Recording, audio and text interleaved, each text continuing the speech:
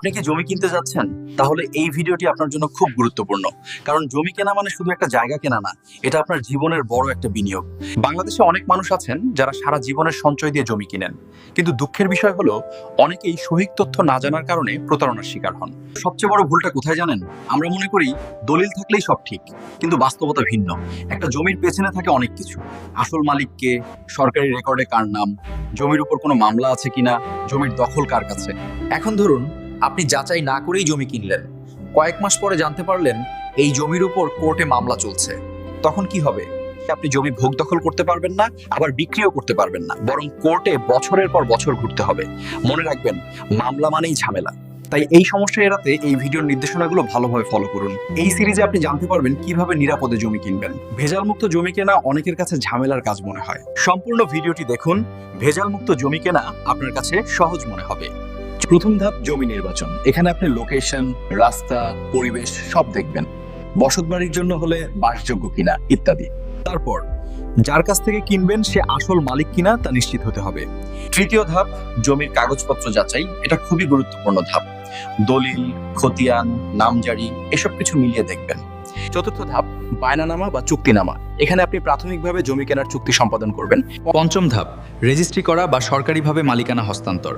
ষষ্ঠ ধাপ, রেজিস্ট্রি কাজ শেষ করার পরপরই গুরুত্বপূর্ণ ধাপ হলো জমির নামজারি বা নামপত্তন বা নাম খারিজ সম্পাদন করা। জমির নামজারির মাধ্যমে সরকারি রেকর্ডে আপনার নাম যুক্ত করা।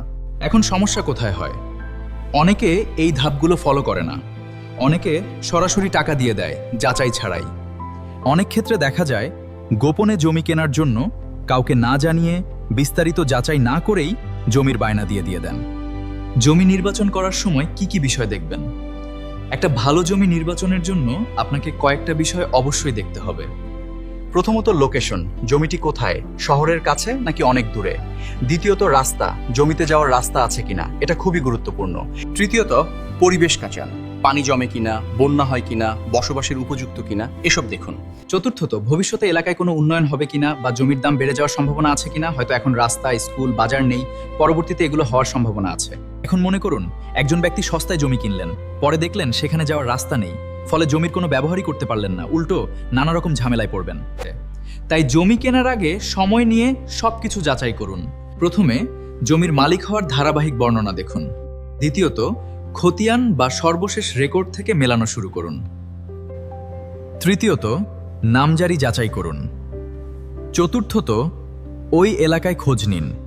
দলিল হলো জমির অত্যন্ত গুরুত্বপূর্ণ একটি বিষয়। অনেকে দলিল দেখেও বুঝতে পারেন না সেটা আসল কিনা।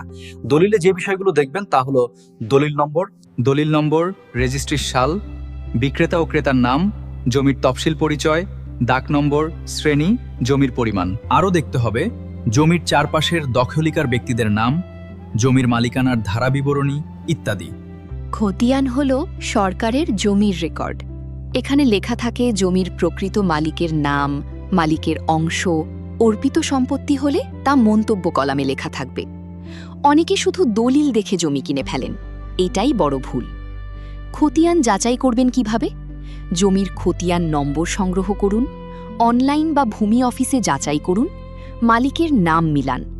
যদি দলিল ও খতিয়ান না মিলে বা খতিয়ান অনুযায়ী মালিকের অংশ কম থাকে তাহলে সতর্ক হন। খতিয়ানে নামের স্থানে যদি বাংলাদেশ সরকার পক্ষে ডেপুটি কমিশনার লেখা থাকে তাহলে জানতে হবে এই জমিতে সরকারি স্বার্থ আছে এবং জমিতে ঝামেলা থাকতে পারে। এটা বড় সমস্যার ইঙ্গিত। জমির বিক্রেতা নামজারি বা খারিজ খতিয়ান মূলেও জমি বিক্রি করতে পারে। সেক্ষেত্রে আপনি ওই এলাকার উপজেলা ভূমি অফিসে গিয়ে অথবা সংশ্লিষ্ট ইউনিয়ন ভূমি অফিসে গিয়ে নামজারি খতিয়ানটি যাচাই করতে পারেন। আরও সহজ উপায় হল নামজারি খতিয়ানের কোনায় বারকোড থেকেও নামজারি যাচাই করা যায়। একটা বিষয় মাথায় রাখতে হবে যে নামজারি বা রেকর্ডীয় মালিক না হলে শুধুমাত্র মৌখিকভাবে জমির দখল হস্তান্তর করতে পারবে, কিন্তু জমি রেজিস্ট্রি দলিল মূলে বিক্রয় করতে পারবেন না। দাগ নম্বর হচ্ছে প্রত্যেক জমির ইউনিক পরিচয়। এই দাগ নম্বর দিয়ে আপনি মৌজা ম্যাপে জমির অবস্থান খুঁজে পাবেন। অনেক সময় কাগজ ঠিক থাকে কিন্তু দাগ নম্বর মিলাতে গিয়ে দেখা যায় জমি অন্য জায়গায়। তাই মৌজা ম্যাপ নিয়ে সরেজমিনে যাচাই করুন। জমি কেনার আগে সাধারণত ক্রেতা ও বিক্রেতা উভয়ই একটি এগ্রিমেন্ট বা বায়নানামা বা চুক্তি করে থাকেন। এটা হচ্ছে প্রাথমিক চুক্তি, যেখানে জমি কেনার প্রতিশ্রুতি দেয়া হয় এবং কিছু টাকা অগ্রিম লেনদেন হয়। একটা বাইনানামা বা চুক্তিপত্রে কি কি থাকতে হবে? জমির বিস্তারিত তথ্য, ক্রেতা ও বিক্রেতার তথ্য, মোট মূল্য, আগাম টাকার পরিমাণ, রেজিস্ট্রির নির্দিষ্ট তারিখ, সবকিছু বাইনানামা দলিলে স্পষ্টভাবে লিখতে হবে। অনেকে মৌখিকভাবে টাকা দিয়ে দেন, পরে বিক্রেতা অস্বীকার করে বসেন, তখন প্রমাণ করার কিছুই থাকে না। তাই কখনো লিখিত চুক্তি ছাড়া টাকা দেওয়া উচিত না। মনে রাখবেন, লিখিত কাগজ আপনার নিরাপত্তা।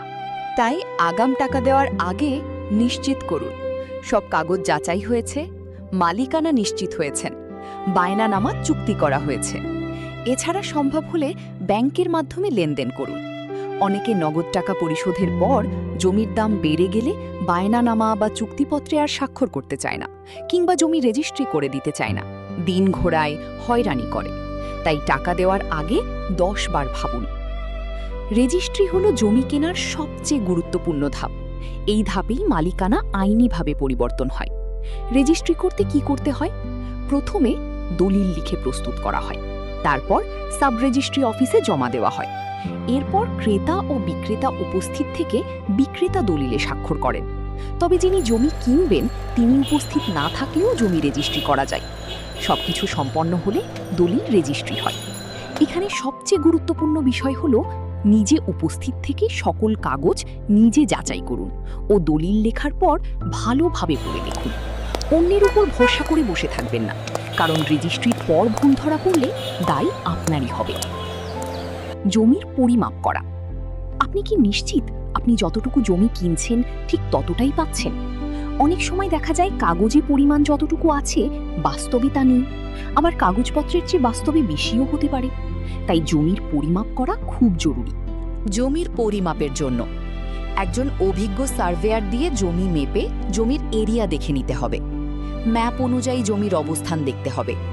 অনেকেই 5 কাঠা কিনে পরে দেখেন 4 কাঠাও নেই, তখন আর কিছু করার থাকে না। তাই আগে জমির পরিমাণ ঠিক আছে কিনা দেখে নিন। জমি ক্রয়ের সাথে দখলও নিশ্চিত করতে হবে। জমি কেনার সময় জমিতে নিজে সরেজমিন দেখতে যান। দেখুন কে দখল করছে, দাগে জমি অবশিষ্ট আছে কিনা। যদি অন্য কেউ দখলে থাকে তাহলে সতর্ক হন, কারণ জবরদখল হতে দখল নিতে গেলে বড় ঝামেলা হতে পারে। আপনি কি ওয়ারিশ সূত্রে পাওয়া কোনো জমি কিনতে যাচ্ছেন?